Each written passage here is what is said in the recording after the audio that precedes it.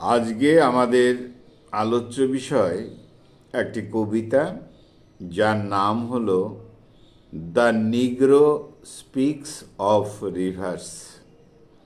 The Negro speaks of rivers এই কবিতাটি লিখেছেন ল্যাংস্টন হিউজ। তিনি একজন আফ্রিকান আমেরিকান পোয়েট।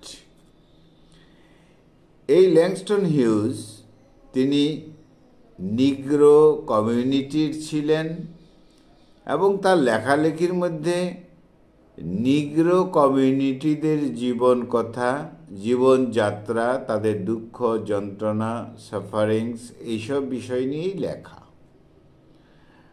আর বিশেষ করে এই কবিতার মধ্যে এই নিগ্রো পিপল এবং রিভার্স, তার মধ্যে যে সম্পর্ক, তাদের যে ঐতিহ্য, সেই সব বিষয় নিয়ে লেখা হয়েছে। কবিতাটি লেখা হয়েছিল 1921-এ, পাবলিশও করা হয়েছে 1921-এ একটি ম্যাগাজিন যার নাম ক্রাইসিস ম্যাগাজিন। এই ম্যাগাজিনে প্রথম পাবলিশ করা হয় এই কবিতাটি। কবিতাটি লেখা হয়েছে ফ্রি ভার্স স্টাইলে। এই কবিতার যে বিষয়বস্তু, এখানে আমরা দেখব soul and heritage of African American কমিউনিটির এবং তাদের সাথে 4 great rivers in the Middle East of African America, তার মধ্যে যে একটা নিবিড় সম্পর্ক এবং এই নদীকে রূপক হিসাবে কল্পনা করা হয়েছে, এখানে সিম্বল হিসাবে ব্যবহার করা হয়েছে। তাহলে এই আফ্রিকান আমেরিকান কমিউনিটির যে বার্থ অফ সিভিলাইজেশন, তাদের যে সভ্যতা, তাদের যে ঐতিহ্যবাহী পুরনো যে সভ্যতা, তার কথা বলা হয়েছে এই কবিতায়। কবি মিসিসিপি নদী ক্রস করে তার বাবার সঙ্গে দেখা করতে যাবেন। সেই সময়ে এই কবিতার বিষয়বস্তু কবির মনে এসেছিল। তারপর তিনি এই কবিতাটি যখন লিখলেন, এখানে নিগ্রো কমিউনিটি, রিভার্স এবং সিভিলাইজেশন, তিনটা বিষয়কে মিশিয়ে দিলেন। Negro, rivers and civilisation as well as human civilisation, এই বিষয় রয়েছে এই কবিতার মধ্যে। টেক্সটের মধ্যে আমরা লক্ষ্য করব, বলা হয়েছে প্রথম, আই হ্যাভ নোন রিভার্স, অর্থাৎ আমি নদীকে জানতাম। অর্থাৎ তিনি নদীকে কতটা জানেন, নদী এই নিগ্রো মানুষের জীবনে কতটা প্রভাব ফেলেছে, সেই কথাকে মনে করেই তিনি লিখেছেন আই হ্যাভ নোন রিভার্স। যথেষ্ট উপলব্ধির কথা, ফিলিংসের কথা, বিশ্বাসের কথা। I have known rivers ancient as the world. এই বিশ্ব, এই পৃথিবী যত প্রাচীন, এই নদীগুলো ততটাই তো প্রাচীন। আর তখন থেকেই যেন এই নিগ্রো জাতির জীবনযাত্রা। বলা হয়েছে older the flow of human blood in human veins.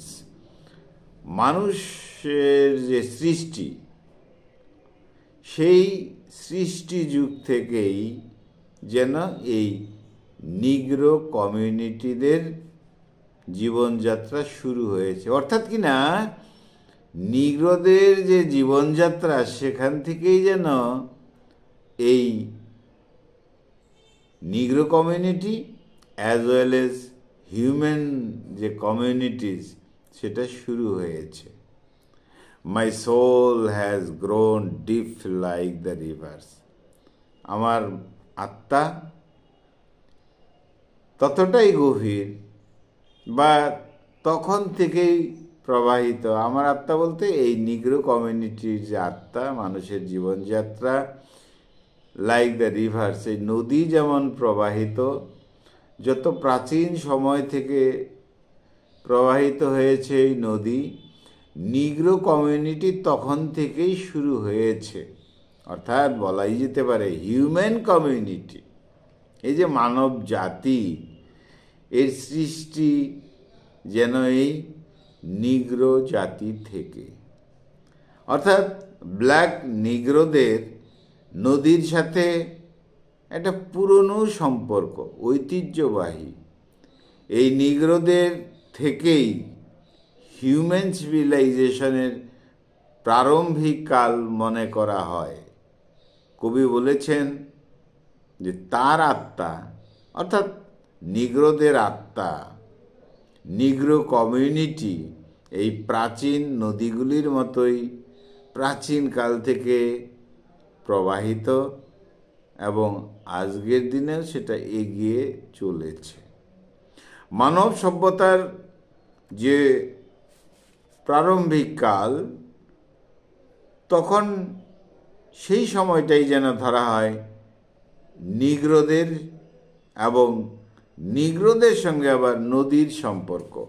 অর্থাৎ নদী যেমনভাবে প্রবাহিত হয়ে চলেছে, নিগ্রোদের জীবনযাত্রা, নিগ্রোদের কমিউনিটি তখন থেকেই যেন এই পৃথিবীতে রয়েছে এবং এগিয়ে চলেছে। I bathed in the Euphrates.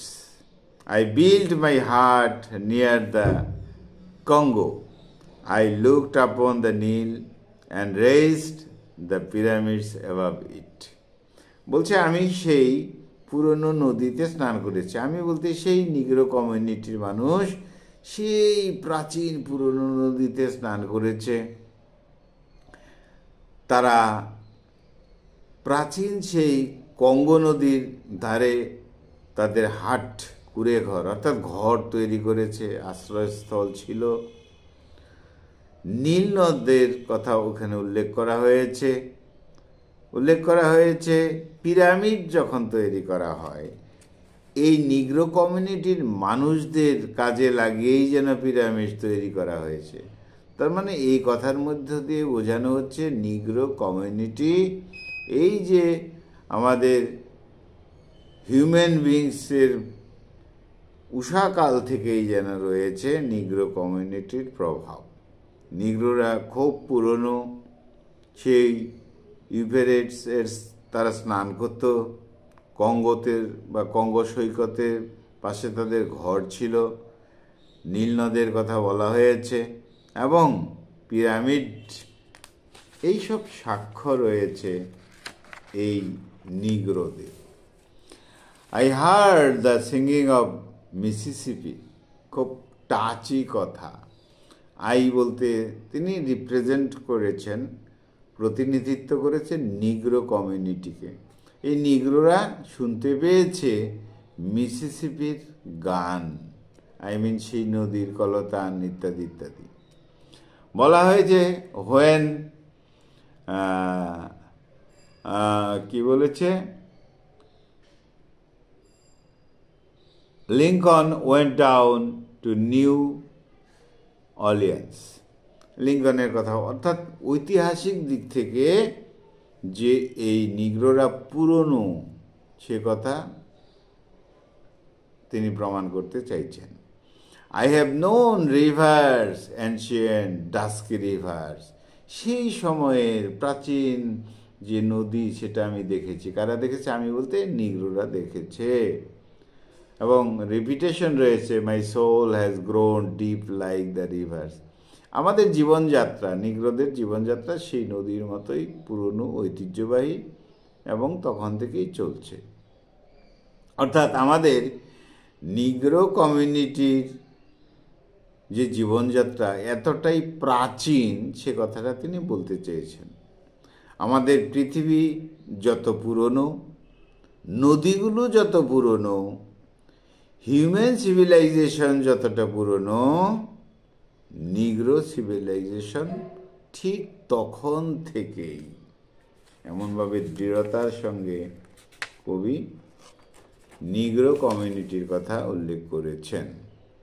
তাহলে এই যে কবিতা the Negro speaks of rivers reflects করেছে কি the deep connection between African heritage and the natural world. দুটো কথাই বলা হয়েছে।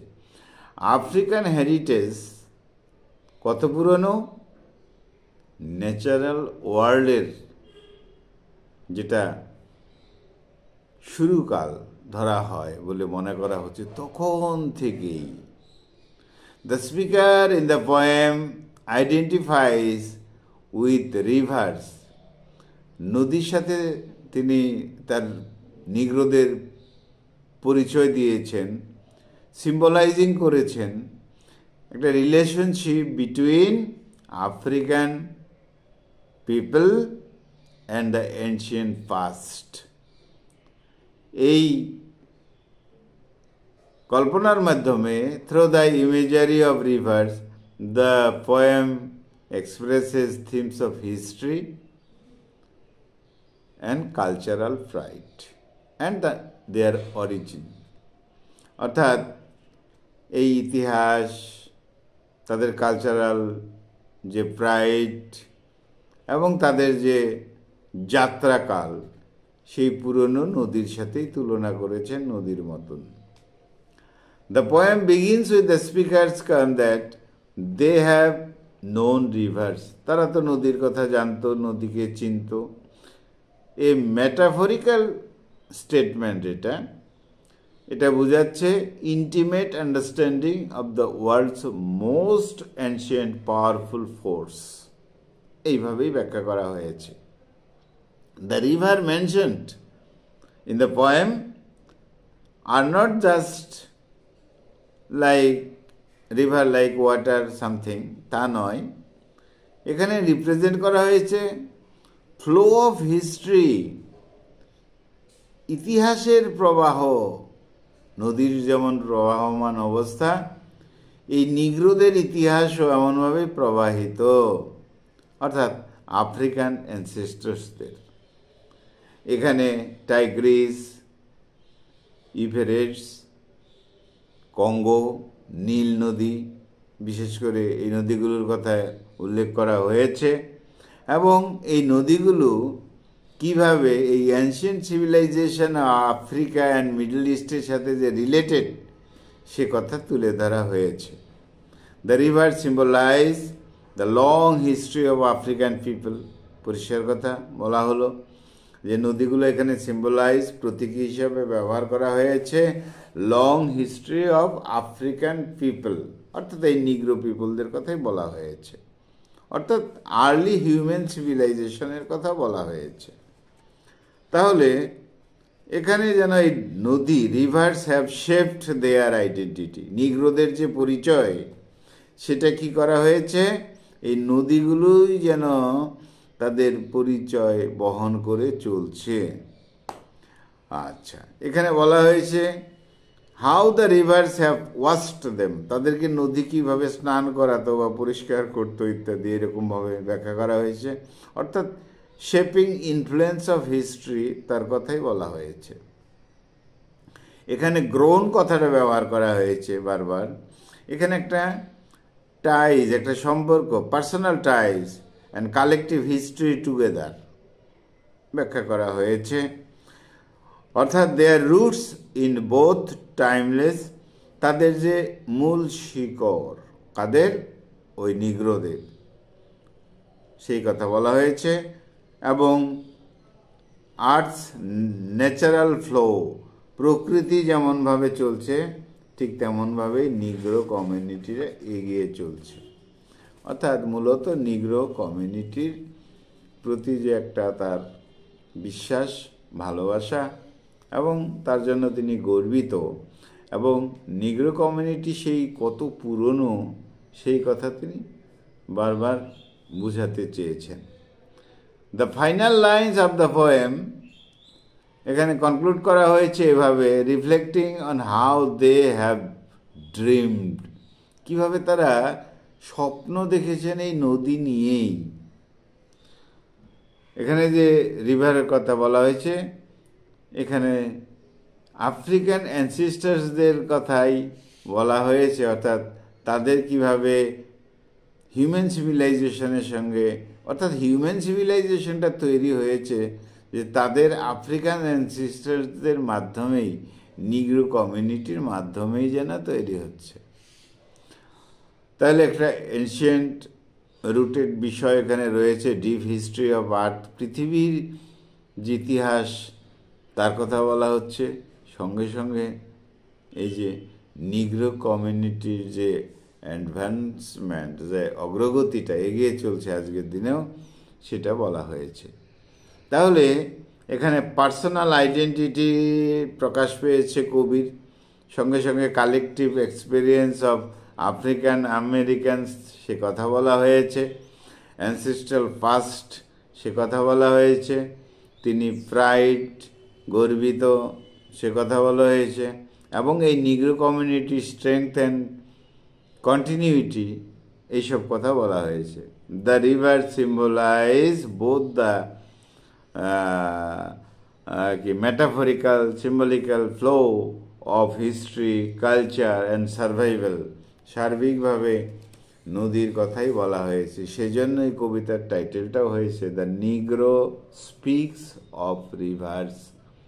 নিগ্রোরা বা নিগ্রোদের যে কথা, বক্তব্য নদী সম্পর্কে, নদীর সাথে নিগ্রোর সম্পর্ক, নদীর যেমন পৃথিবীর সৃষ্টির বা মানব সভ্যতার সৃষ্টির উষাকাল থেকেই সম্পর্ক, নিগ্রোদেরও তেমনই সম্পর্ক।